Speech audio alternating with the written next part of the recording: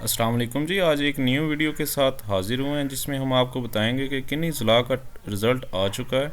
इसके बाद रिक्रूटमेंट का मुकम्मल तरीक़ाकार क्या होता है, इंटरव्यू की तैयारी हम कैसे करते हैं, इंटरव्यू में क्या पूछा जाता है और किन चीज़ों को देख के इंटरव्यू में प्रेफरेंस दी जाती है और अच्छे नंबर दिए जाते हैं। सबसे पहले हम आपको बताते चलें कि किन किन अजला का रिज़ल्ट आ चुका है। जी नाजरीन, 21 अजला में ये टेस्ट हुआ है, जिनमें से इन अजला का जो रिज़ल्ट है वो आ चुका है, जिनमें आपको एक तरफ टोटल जो कैंडिडेट्स पास किया जिन्होंने टेस्ट वो बताए गए हैं, और दूसरी साइड पे जो है जो उनमें सबसे टॉपर के जो सबसे ज़्यादा नंबर हैं वो बताए गए हैं, यानी उनमें से जो टॉपर के मार्क्स हैं वो बताए गए हैं। जैसा कि आपको शो हो रहा है कि ननकाना साहब में टोटल जो टॉपर के मार्क्स हैं वो 88 हैं, सियालकोट में 274 पास हुए हैं और टॉपर के मार्क्स 79 हैं। हाफजाबाद के जो 503 कैंडिडेट्स जो जिन्होंने टेस्ट पास किया है और टॉपर के 84 मार्क्स हैं। मंडी बहाउद्दीन के 500 हैं और जो टॉपर के मार्क्स हैं वो 88.5 हैं। इसी तरह अटक में देखें अगर, तो टोटल जो कैंडिडेट्स जिन्होंने टेस्ट पास किया है वो 89 है और जो टॉपर है उन उसके मार्क्स 69 है। इसी तरह आगे चलते हैं। टोबा टेक सिंह, टॉपर के 87 मार्क्स है, टोटल कैंडिडेट जो पास किए हैं वो 300 हैं। खुशाब के 129 पासिंग कैंडिडेट्स हैं और टॉपर के मार्क्स 74 हैं। इसी तरह बकर का जो टॉपर है उसके 80, साहिवाल के टॉपर के 80 मार्क्स हैं। इसी तरह नाजरीन मज़ीद जो कैंडिडेट्स आपकी स्क्रीन पर शो हो रहे हैं, ये टोटल जो कैंडिडेट्स हैं जिन्होंने पास किया टेस्ट वो हैं, और उसके बाद जो टॉपर के मार्क्स हैं वो आगे सामने दिए गए हैं, जिनमें डीजी खां का जो टॉपर है 81 मार्क्स के साथ, लिया 92 मार्क्स का टॉपर है, राजनपुर 78.5 मार्क्स। इसके बाद नाजरीन हम डिस्कस करते हैं कि पुलिस की जो कांस्टेबल की यानी अप्लाई करने से लेकर लास्ट तक जो आपकी ज्वाइनिंग होती है तब तक का प्रोसीजर क्या है। आइए हम उस पर एक नज़र डालते हैं। सबसे पहले फ़िज़िकल मेजरमेंट्स होती है, आपका कद छाती होता है। उसके बाद वहाँ से स्क्रीनिंग होने के बाद आपका एंडोरेंस टेस्ट होता है, जिसमें आपकी रनिंग होती है 1 माइल, आपने 7 मिनट्स में करनी होती है।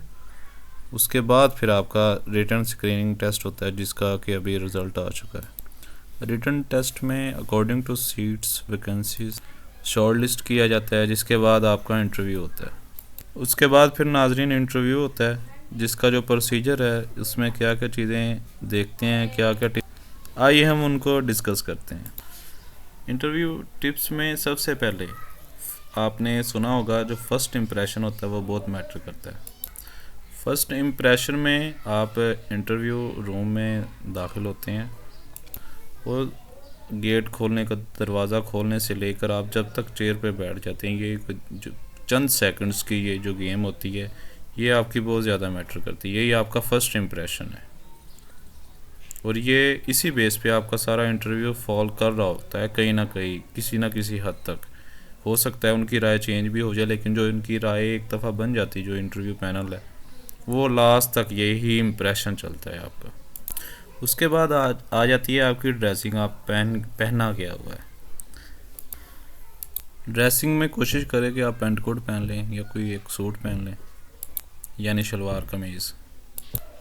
और आपका जो कलर कॉम्बिनेशन होना चाहिए वो इस तरह का होना चाहिए कि आपने अगर जिस तरह कोट है, जिस तरह नेवी है, ये डार्क वगैरह होना चाहिए, और जो आपने इनर जिस तरह शर्ट वगैरह है आपकी, वो एक लाइट सा कलर होना चाहिए। आपकी वॉइस टोन अच्छी होनी चाहिए, क्लियर होनी चाहिए। वो आपको चंद मिनट तो नहीं, चंद सेकंड्स कह लें, कोई आपको आधा मिनट देते हैं आपको रिलैक्स होने के लिए। आप अपना कॉन्फिडेंस बहाल करें और बोलना शुरू करें, बात करना शुरू कर दें। आपका आई कांटेक्ट अच्छा होना चाहिए, मेंटेन करना चाहिए। जो भी बात करें फुल कॉन्फिडेंस से करें और उसी बात को डिफेंड करें। उसके बाद आती है इंट्रोडक्शन की बात। आप इंट्रोडक्शन में आप अपना नेम बताएंगे, डिस्ट्रिक्ट बताएंगे, अपनी एजुकेशन बताएंगे, अगर कोई हॉबीज़ हैं वो बता सकते हैं। इसके अलावा कोई और डिस्टिंक्शन हो तो वो भी उसका भी जिक्र कर सकते हैं।